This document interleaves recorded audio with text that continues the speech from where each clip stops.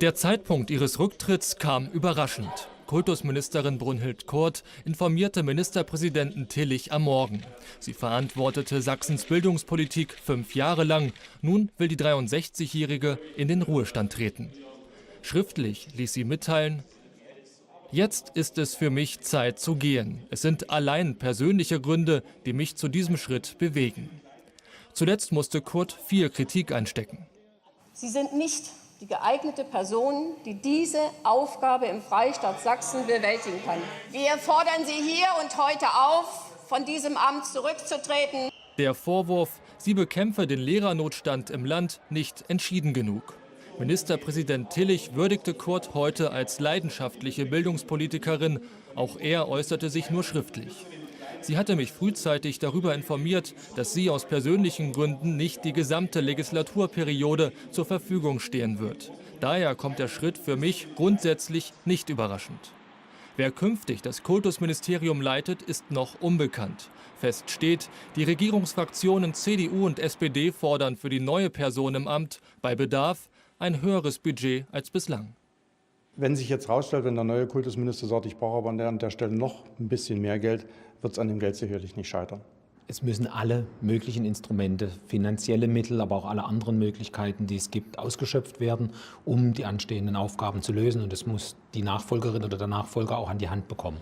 Fraglich, ob sich tatsächlich der Finanzminister erweichen lässt, seine Schatulle zu öffnen. Zum Beispiel für höhere Vergütungen, um ausgebildete Lehrer zu motivieren, in Sachsen zu bleiben, statt in andere Bundesländer abzuwandern. Das fordert auch die linke Opposition im Landtag, aber nicht nur das. Meine Hoffnung ist ja eigentlich, dass die neue oder der neue Kultusminister tatsächlich nicht nur finanziell vielleicht ein bisschen besser ausgestattet ist, als es Frau Kurt ist, sondern dass er auch eine gewisse Kompetenz mitbringt, nämlich eine Kompetenz in dieser Bildungsbürokratie, die sich da irgendwie auch verselbstständigt hat, meiner Meinung nach tatsächlich aufzuräumen. Brunhild Kurt geht. Der Lehrernotstand in Sachsen bleibt. Das Kultusministerium wird vorerst von Staatssekretär Frank Feil geleitet. Nach den Herbstferien will Ministerpräsident Tillich einen neuen Minister vorstellen und berufen. Ja, bei mir im Studio ist jetzt Jens Weichelt, der Vorsitzende des Sächsischen Lehrerverbandes. Schönen guten Abend, Herr Weichelt. Schönen guten Abend. Wir haben es gerade gehört, der neue Kultusminister oder die neue Kultusministerin soll erst nach den Ferien präsentiert werden, also frühestens in 2 Wochen. Ist das nicht viel zu spät angesichts dieser doch sehr angespannten Situation im Moment an vielen Schulen? Wir haben eine ganz ernste Situation des Lehrermangels und von daher wäre es gut, wenn die Stelle des Kultusministers schnell wieder besetzt wird und dann auch mit einer Person, die auch die politische Schlagkraft hat, hier im Land etwas zu bewegen, was die Finanzen anbelangt, aber auch was die Lehrerausbildung anbelangt. Schauen wir mal auf die Bilanz von Brunhild Kurt. Was hat sie denn aus Ihrer Sicht im Kampf gegen den Lehrermangel in ihrer Amtszeit versäumt?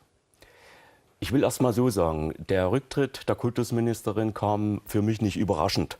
Ich meine, alle oder fast alle Lehrer gehen mit 63 in den Ruhestand. Warum sollte es eine Ministerin anders machen? Aber als sie seinerzeit 2012 ins Amt kam, waren Weichen schon falsch gestellt. Man konnte nicht mehr zurückrudern. Und es hätte müssen schon vorneweg deutlich mehr Lehrer ausgebildet werden und mehr Lehrer eingestellt werden zur Demografievorsorge. Aber das war eine finanzpolitische Entscheidung. Und nun haben wir die Situation, dass sie immer versuchte, möglichst viele Lehrerstellen noch beim Finanzminister herauszuklingeln, um dann doch noch so viel Lehrer wie möglich einzustellen. Aber es konnte nicht genügen. Also ich höre raus, Sie nehmen auch den Finanzminister, auch Sie mit in die Verantwortung. Definitiv. Der Lehrermangel war im Grunde das zentrale Problem, mit dem Brunhild Kurt da seit ihrem Amtsantritt zu kämpfen hatte. Und wie groß dieses Problem inzwischen geworden ist, das zeigt eindrucksvoll ein Beispiel aus Chemnitz. Dort gibt es nämlich eine Schule, an der in den vergangenen 3 Tagen der Unterricht komplett ausfallen musste. Herbstferien schon seit Mittwoch. Zu viele Lehrer krank. Die Schulleiterin macht dicht. Warum dann keine Lehrer aus dem Unterrichtsnotversorgungsprogramm der Regierung für diese Grundschule eingesetzt wurden, ist nicht klar. Eine, die das Kultusministerium auf die Misere hingewiesen hat, ist die Chemnitzer Landtagsabgeordnete Petra Zeiss. Das Erste, was ich mir wünschte, wäre wirklich, dass akute Notfallpläne erarbeitet werden, ausgehend von den Regionalstellen der Bildungsagentur, damit solche Fälle wie an der Chemnitzer Grundschule nicht passieren. Dass sich der Unterrichtsausfall so verschärft hat, liegt am Lehrermangel, aber auch am System. Der normale Unterricht, Mathe, Deutsch, Englisch, ist der Grundbereich. Fördern, Aber auch Arbeitsgemeinschaften und ganz wichtig, der Lehrerpuffer für Krankheitsausfälle sind der Ergänzungsbereich. Der Puffer geht obendrauf und beträgt 4%. Bei einem Krankenstand von 6% fallen 2% des Unterrichts aus. Das Kultusministerium hat aber diesen Ergänzungspuffer eingedampft, weil ja keine Lehrer da sind, um ein Viertel. Der Puffer wird kleiner, Folge, es fällt bei gleichem Krankenstand mehr Unterricht aus, wenn nicht weiter Lehrer aus dem Notversorgungsprogramm rangeschafft werden. Und diese Pufferkürzung hat möglicherweise mehr Folgen. Kleinere Zahlen als Grundlage für eine andere, kleinere Lehrerbedarfsplanung für die Zukunft. Das Ministerium bestreitet so zu denken. Die SPD, die in Sachsen mitregiert, fürchtet es aber schon. Das, was jetzt zu dem Desaster geführt hat, nämlich eine Fehlplanung, zu korrigieren und nicht mit einer Fehlplanung in die nächsten Jahrzehnte zu gehen. Aber diese Korrektur hat noch nicht stattgefunden. Die Planung für die nächsten 10 Jahre beruht auf dem Mangel, den wir heute haben. Und man schreibt diesen Mangel einfach fort. Die CDU meint, Planzahlen im Moment künstlich hochzuhalten sei nicht sinnvoll. Wichtiger sei mehr Nachwuchs. Da muss man dann beispielsweise in der Ausbildung anfangen, bei den Kapazitäten an den Universitäten, bei den Studienanfängerzahlen, aber insbesondere bei den Zahlen, was Studien sozusagen Abschlüssler betrifft. Wir brauchen die Menschen aus dem Studium hier ins Referendariat und dann hier in die Einstellung im Freistaat Sachsen. Sachsen hat 2016 nach hartem Ringen ein Schulpaket präsentiert. Umfang 213 Millionen Euro. Zu wenig, sagen einige. Und nun? Nach Informationen von MDR Sachsen hat der Finanzminister im Sommer planmäßig 75 Millionen Euro Schulden getilgt und überraschend dazu noch 156 Millionen Euro obendrauf. Summe 231 Millionen. Mehr als das Schulpaket. Das ist nicht das politisch Vernünftige in der Situation, in der wir jetzt sind. Es macht keinen Sinn, so zu knausern, wenn wir das Geld an anderer Stelle brauchen. Geld ist nicht alles. Doch längst wird an neuen Vergütungsmodellen für Sachsens Lehrer gearbeitet, damit viele Anwärter in Sachsen bleiben. Ja, und genau das, Herr Weichelt, war ja eines der zentralen Ziele von Brunhild Kurt, nämlich den Lehrerberuf in Sachsen wieder attraktiver zu machen. Was braucht es denn aus Ihrer Sicht dafür?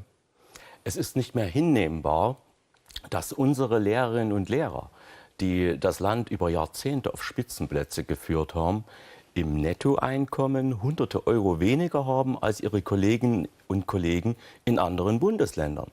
Es ist auch nicht hinnehmbar, dass die Last der Lehrerausbildung einschließlich der Seiteneinsteiger und weiterer Aufgaben bei den Lehrern abgeladen wird, ohne dass im Gegenzug Arbeitserleichterungen erfolgen. Außerdem fehlt es an Höhergruppierungsperspektiven.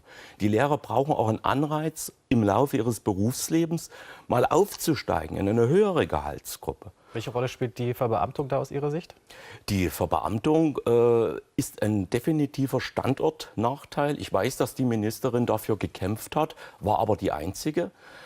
Ich weiß auch, dass die Verbeamtung zu Unfrieden im Lehrerzimmer sorgen wird. Deshalb kann die Verbeamtung nur dann kommen, wenn man im Gegenzug die tarifbeschäftigten Lehrkräfte, die gar keine Beamte mehr werden können, so aufwertet, dass sie keine Nachteile erleiden. Sagt Jens Weichelt, der Vorsitzende des Sächsischen Lehrerverbandes. Dankeschön für die Einschätzung, Herr Weichelt. Ich danke Ihnen auch.